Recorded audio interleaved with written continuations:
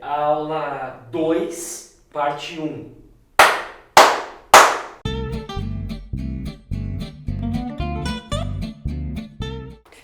E daí, galera, o tempo não para, já chegamos na aula 2. E a pergunta que não quer calar: mandou seu texto na semana passada, meu querido?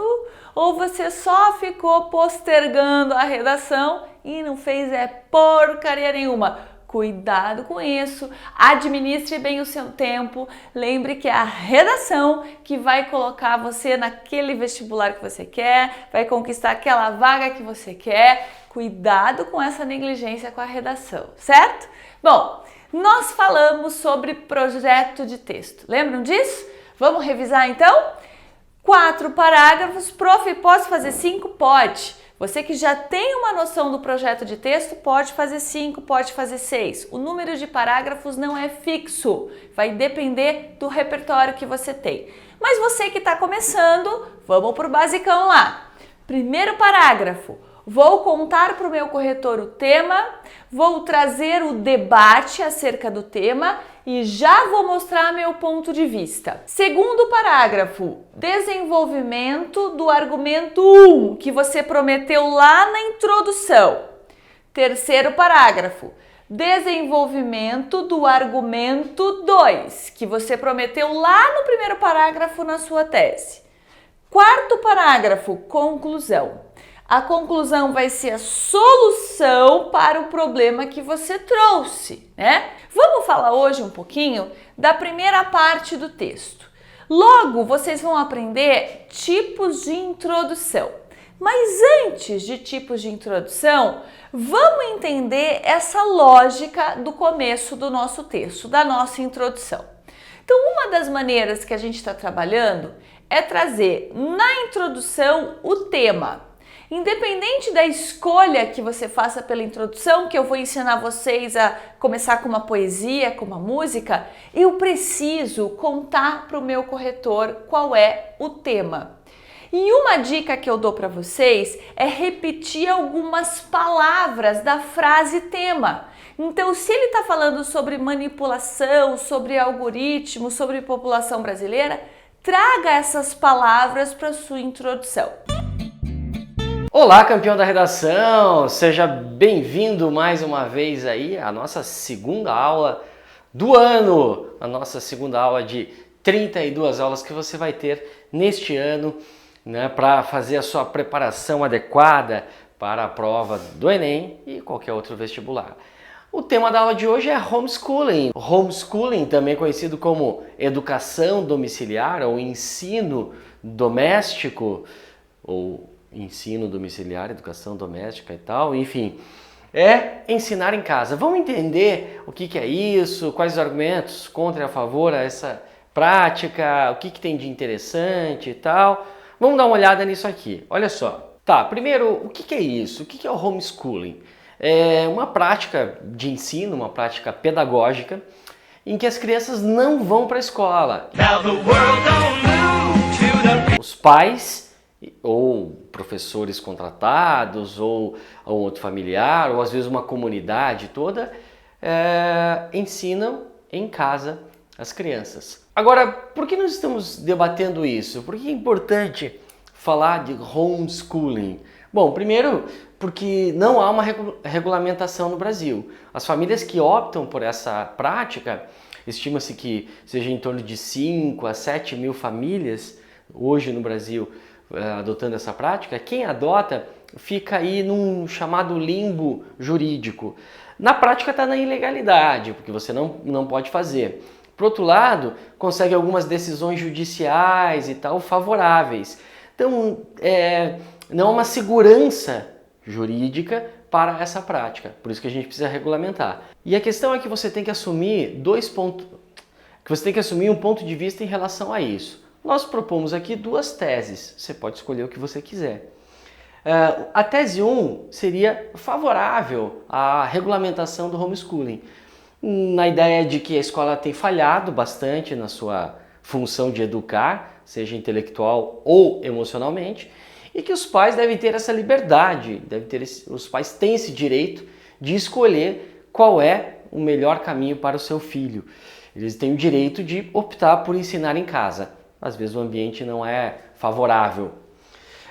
Ou então que a educação domiciliar pode privar as crianças de uma certa interação social e que pode haver também uma privação de acesso à informação, tá? Do convívio com o diferente, do exercício da tolerância. A formação completa do ser humano passa também por esse convívio e muitas vezes por você ter que tolerar pessoas que você é obrigado a fazer. Quem ensinar em casa e fazer tudo que agrada ao filho talvez não esteja preparando para o mundo, tá? Então, essas são as duas teses possíveis. O que a gente vai fazer agora? A gente vai aprofundar, as duas teses. Nós vamos dar para vocês argumentos, tanto para uma quanto para outra. Beleza. Apresentou o tema, sua tese está definida, apresentou ali logo de cara os dois argumentos, desenvolveu, colocou no desenvolvimento a expansão desses dois argumentos. Agora o que precisa? Medida de solução ou proposta de intervenção. Algumas sugestões aqui e daí vocês expandem algumas delas. Eu mostrarei aqui também uma expandida. Então, a produção de material de qualidade para a prática de educação domiciliar, essa é uma solução, especialmente se você está defendendo que deve ser regulamentado. Métodos eficientes de fiscalização das famílias que optam por esse modelo de ensino, de repente, inclusive a ideia de cobrar uma mensalidade, cobrar uma taxa de quem opta pelo ensino domiciliar para financiar essa fiscalização. Métodos eficientes de avaliação das crianças que são educadas pelo homeschooling e mudar o formato da escola para que desperte mais interesse nas crianças e nos adolescentes, para que os pais não queiram educar em casa, para que deem conta de toda essa diversidade de seres humanos. Vamos expandir agora uma medida de solução, lembrando o que tem que ter na medida de solução, na sua proposta de intervenção. O que vai ser feito, quem vai fazer isso, como isso vai ser feito e qual é o efeito esperado, o que se espera disso, além, claro, de um detalhamento. Para que o homeschooling seja apenas uma escolha e não um debate, deve haver interferência do governo federal. Para isso, deve acontecer uma parceria do Ministério da Educação com as editoras de livros didáticos, para que comecem a produzir material de qualidade voltado à educação domiciliar. Então, quem e o que vai ser feito. A produção contará com incentivo fiscal do governo federal por meio do abono de impostos e o objetivo será não só bons livros para a prática, como também a recuperação das editoras que vêm sofrendo com a crise no mercado brasileiro. Então, o como vai fazer isso por meio de incentivo fiscal e o objetivo disso, promover bons livros e recuperar as editoras que vêm sofrendo com o mercado. Então, detalhamento aqui dessa recuperação das editoras. Repare, eu tenho todos os elementos. Eu preciso colocar mais de uma medida de solução? A gente vai discutir isso em outras aulas, mas em tese não. O importante é colocar uma medida que seja completa, que tenha tudo isso aqui. O que não pode acontecer de jeito nenhum? Você colocar 3, 4 medidas, cada um colocando um aspecto, tá? Cada um colocando um ponto disso aqui. Vamos ver agora então qual que é o seu exercício, o que você tem que escrever? Vamos lá para a proposta de redação. A partir da leitura dos textos motivadores seguintes e com base nos conhecimentos construídos ao longo de sua formação, redija texto dissertativo argumentativo em modalidade de escrita formal da língua portuguesa sobre o tema Educação domiciliar em debate na sociedade brasileira. Selecione, organize e relacione de forma coerente e coesa argumentos, fatos para defesa do seu ponto de vista. Apresente propostas de solução que respeitem os direitos humanos.